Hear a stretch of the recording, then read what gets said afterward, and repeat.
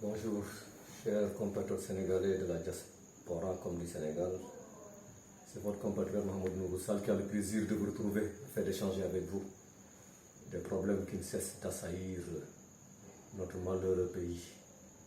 On dirait qu'il est condamné à subir tout le temps toutes sortes d'offenses venant des autorités politiques et d'autres. Bon, cette fois-ci, nous allons nous intéresser un peu plus à cette majesté qui est un pignon, qui est le pignon manquant. Je ne dis même pas le chaînon manquant, mais le pignon manquant à la magistrature du Sénégal. Là, tout le monde se rappelle La Fontaine qui disait la raison du plus fort est toujours la meilleure. Et il conclut en disant, dans les animaux malades de la peste, il conclut en disant, selon que vous êtes puissant ou faible, la justice de cour vous rend blanc ou noir. C'est à cet exercice que s'est livré le Conseil constitutionnel du Sénégal, qui a validé la liste de Benno Bokk Yakaar, qui, on ne va pas ici s'embarrasser à chercher les raisons, ce que le code électoral dit ou non. Les débats ont occupé tous ces temps-ci les médias, les réseaux sociaux, même des spécialistes en droit ont cité tous les articles qui interdisent, enfin qui font qu'une liste qui dépasse le maximum du nombre de parrains, que cette liste n'est plus recevable et irrecevable dans le jargon. Mais malgré tout, le Conseil constitutionnel a validé la liste de Benno Bokk Yakaar et a rejeté pourtant d'autres listes qui ont été coupables de fautes moins graves. Parce que la faute au niveau des autres listes, c'est un défaut de parité, ou une doublure de candidature. Alors que ici, il s'agit du parrainage. Qu'on a violé le parrainage dans toutes les listes. Toutes les listes de cette coalition-là est irrecevable.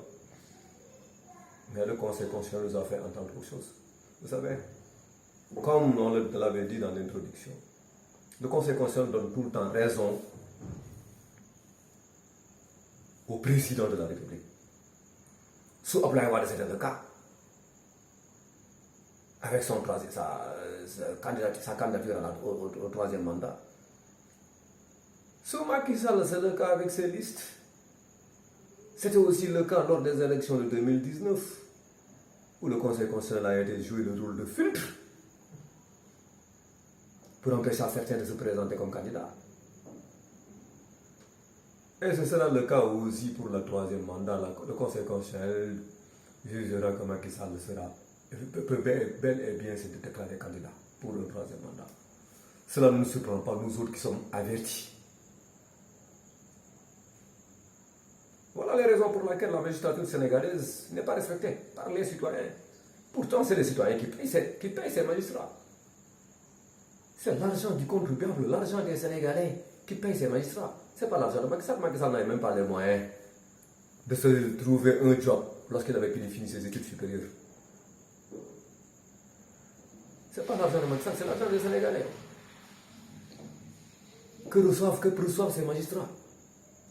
Mais ils sont incapables de faire preuve de fermeté et de personnalité et de dire le droit de façon stricte et claire vis-à-vis du pouvoir. C'est triste.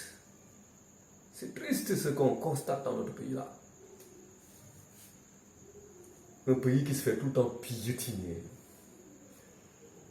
Les populations ne comptent pas. Le point de vue du Conseil constitutionnel, c'est toujours, ça arrange tout le temps le parti au pouvoir. Hélas. Et quelles sont les opportunités que s'offrent aux populations?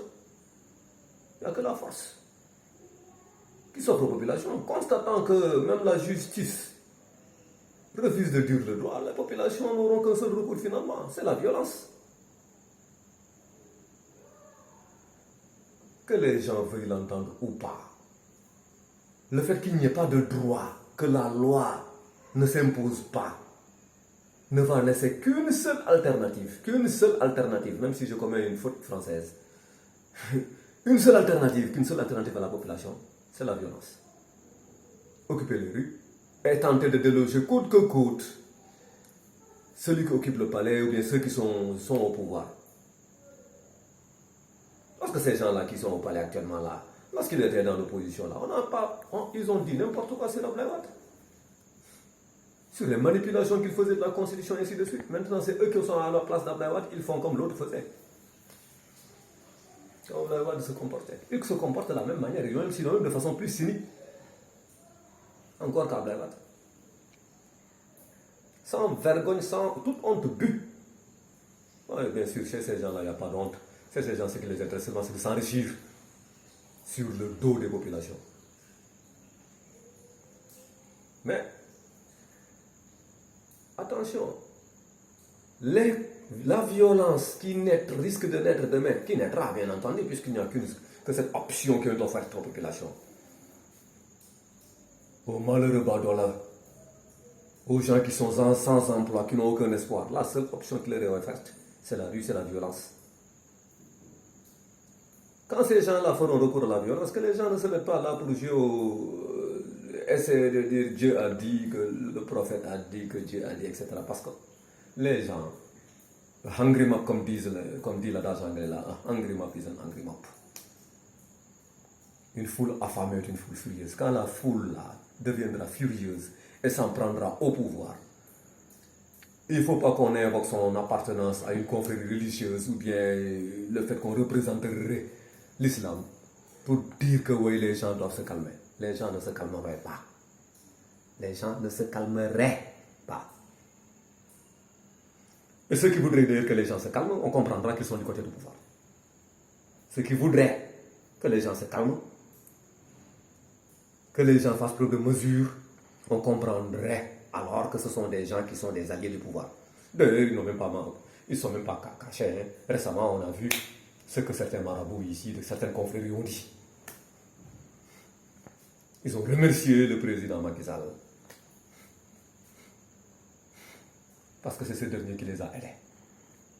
Même si ce dernier est en train de tuer la population, de tuer le Sénégal, ça ne les intéresse pas. Ce qui les intéresse, c'est qu'eux, individuellement, la contrepartie qu'ils ont tenue. Voilà comment les confréries analysent la situation au Sénégal, hein, c'est leurs intérêts individuels. Bref. Donc, il ne faut pas que les gens soient tentés de tenter de calmer les populations, parce que la population, a hungry map, is an hungry map. La population qui est affamée, qui est fatiguée, qui vit l'inflation, qui n'a pas les moyens d'aller dans les hôpitaux, parce qu'elle n'a pas d'argent, qui est engloutie par la misère et par le désespoir, n'écoutera pas.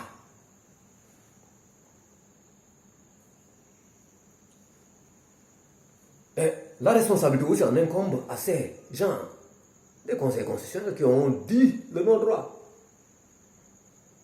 Même si le ministre de la Justice, a tenté de les défendre, bon, c'est bien, il va les défendre, bien entendu, puisque ces gens-là ont sorti un arrêt, je ne sais plus, un jugement qui les arrange.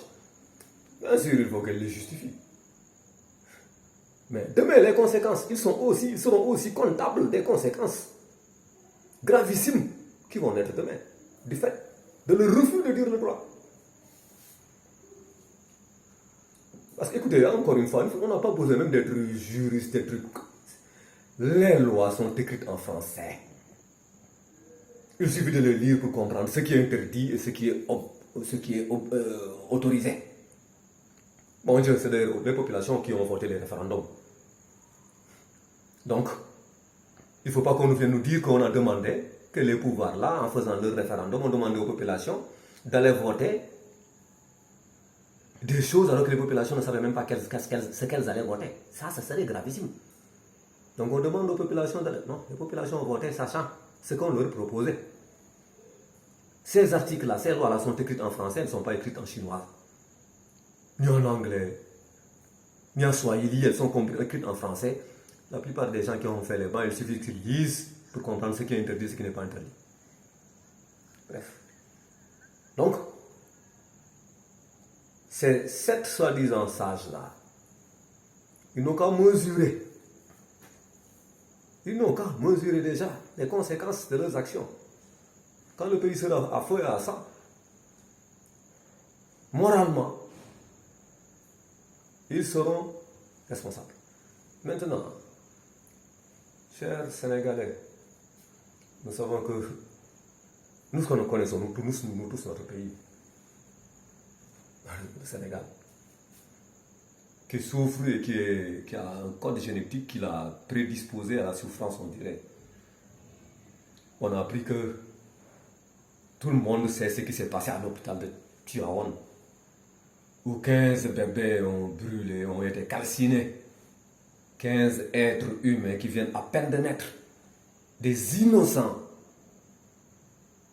blancs d'innocence, dans leur candeur ont été brûlés, consumés par des flammes. Et la responsabilité en incombe à qui? Mais ce même problème s'est posé il y a une année et demie à Linguère, à l'hôpital, je ne sais plus, Maguette Lo de Linguère.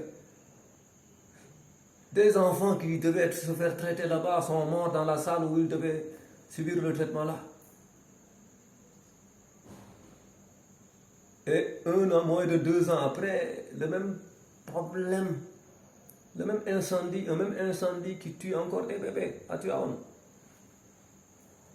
Mais si on était dans un pays où les gens avaient de la personnalité, de la dignité, on devrait réclamer immédiatement la démission du chef de l'État. Je ne parle pas des ministres de la Santé, ça c'est des...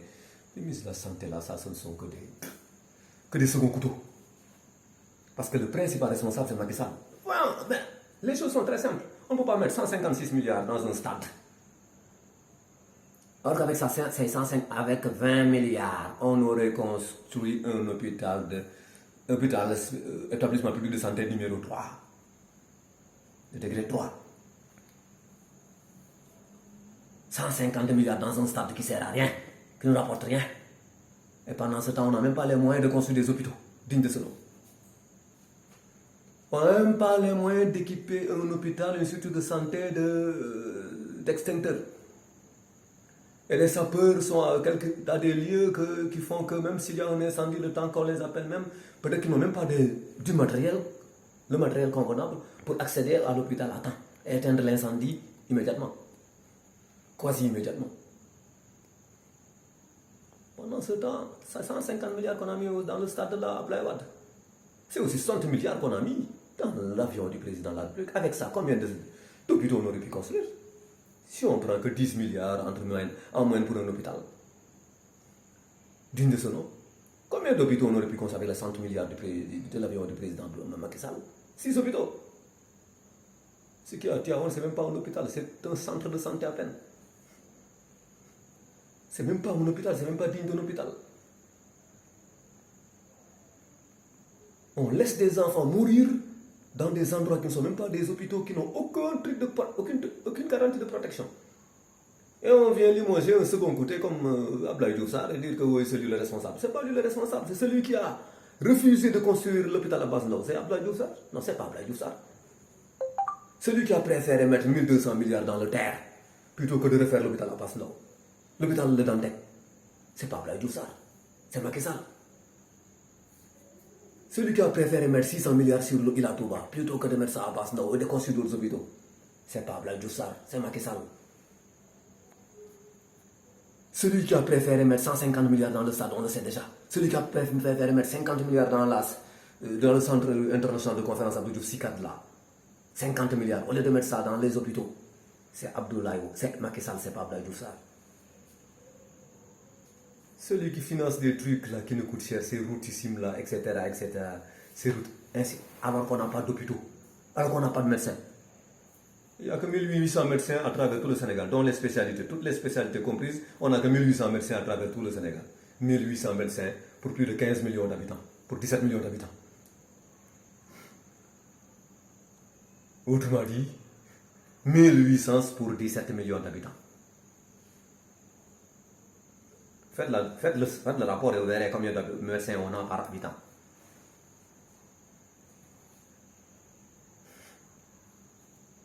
Et avec ça, on veut que ce pays-là, on nous parle de ce plan Sénégal émergent. Quel plan Sénégal émergent? Et c'est comme ça qu'on émerge dans les incendies. On émerge dans des incendies. On est immergé dans des incendies où des bébés perdent tout le temps leur vie. Et dans des hôpitaux. De ce quoi dans des hôpitaux sénégalais. Le Sénégal est en train de se noyer. A atteint les bas-fonds. C'est même pas il est en train de se noyer, il a atteint les bas-fonds. Avec ce régime en place, aucune perspective n'est offerte à la population sénégalaise. Ce n'est que ça, la mort qui vous attend, même dans les hôpitaux. Les hôpitaux qui sont en principe les endroits où on est censé échapper à la mort, ou échapper aux souffrances, échapper aux maladies. C'est là-bas maintenant qu'on rencontre la mort. C'était Linguère, puis c'était en demain. Demain aussi, ce sera quelque part. Et ces gens déjà ont trouvé les moyens de vendre 3 hectares de l'hôpital de Dantec. Du foncier de l'État, quelque chose qui appartient, qui est du foncier de l'État, que personne n'a le droit de vendre. Ces gens-là trouvent les moyens de vendre ça. 3 hectares de l'hôpital de Dantec. Et vous vous rendez compte, ces gens-là, on se permet de les laisser au pouvoir et on se permet de les laisser même se présenter à des élections pour éventuellement voter pour eux. Ces voleurs, ces assassins, hein, on se permet de vouloir même leur faire, alors qu'on aurait dû marcher. On n'aurait pas dû marcher parce que, on ne doit pas marcher parce qu'il y a des listes qui ne sont pas passées au niveau des élections législatives. C'est que si on respectait les Sénégalais, même si les opposants respectaient les Sénégalais, ils n'auraient pas dû convoquer une marche pour des listes qui ont été rejetées. Ils auraient dû convoquer une marche pour exiger, réclamer le départ de Macky Sall, assiéger le palais pour que Macky Sall s'en aille parce que ça n'est trop avec les morts de ces bébés qui meurent au niveau des hôpitaux. Mais même les bébés ne sont pas respectés. Les opposants marchent plutôt pour leur liste. Ils ne marchent pas pour les populations sénégalaises qui en ont ras-le-bol, qui en ont assez. Chers Sénégalais, nous savons ce que ce gouvernement nous propose depuis longtemps. Ce gouvernement-là n'est que l'arme, n'est que le bras armé de l'ange de la mort. Et l'ange des souffrances, toutes les souffrances qu'il y a au Sénégal depuis qu'ils sont là, ne font qu'augmenter de jour en jour. L'inflation est... Pourquoi on ne me dit pas que l'inflation est égale? C'est partout à travers la planète. Bien sûr, c'est partout à travers la planète qu'il y a l'inflation. Mais l'inflation, les prix qui sont tellement élevés, là, c'est des prix, ces prix qui sont tellement élevés au Sénégal depuis fort longtemps, ça, c'est pas lié au conflit ukrainien-russe, je ne sais plus quoi. C'est lié à cette façon dont le gouvernement a de gérer le pays en suçant le sang des pauvres prolétaires sénégalais, des pauvres paysans sénégalais, des pauvres pêcheurs sénégalais, des pauvres ouvriers sénégalais, des pauvres dames qui se tuent, qui se battent dans les marchés ou ailleurs pour avoir quelque chose à ramener chez elles. Mais les gens auraient dû réclamer une marche. Les gens ne parlent pas de marcher, bien de marcher. Dans une démocratie, on a le droit de marcher. On doit avoir le droit de marcher. Mais on doit marcher pour des choses qui valent la peine de marcher. Mais on ne peut pas constater qu'il y a eu des morts dans un hôpital. Des enfants de surcroît, des bébés qui sont morts ici dans un hôpital cette année, alors qu'il y en avait qui avaient été morts dans l'hôpital de Linguère l'année dernière. Personne ne songe à convoquer des marches ou des manifestations pour réclamer le départ de Macky Sall du pouvoir. Non, des manifestations pour des listes. C'est décevant. On a même honte des fois d'être Sénégalais à cause de ça. Que les gens pensent à des préoccupations plutôt matérielles, plutôt que de songer à la vie, aux vies qui sont emportées tout le temps. Ces gens qui sont arrachés à la vie, comme disait Césaire. Ces gens qui sont arrachés à la vie, à leur vie. Ces bébés-là, qui n'ont même pas eu le temps d'humer un peu l'air de la vie. On les arrache. Et leurs plans famille sont plongés dans la souffrance. Et ce n'est pas mes familles seulement qui vivent, qui subissent ces souffrances-là. Chers Sénégalais, au revoir.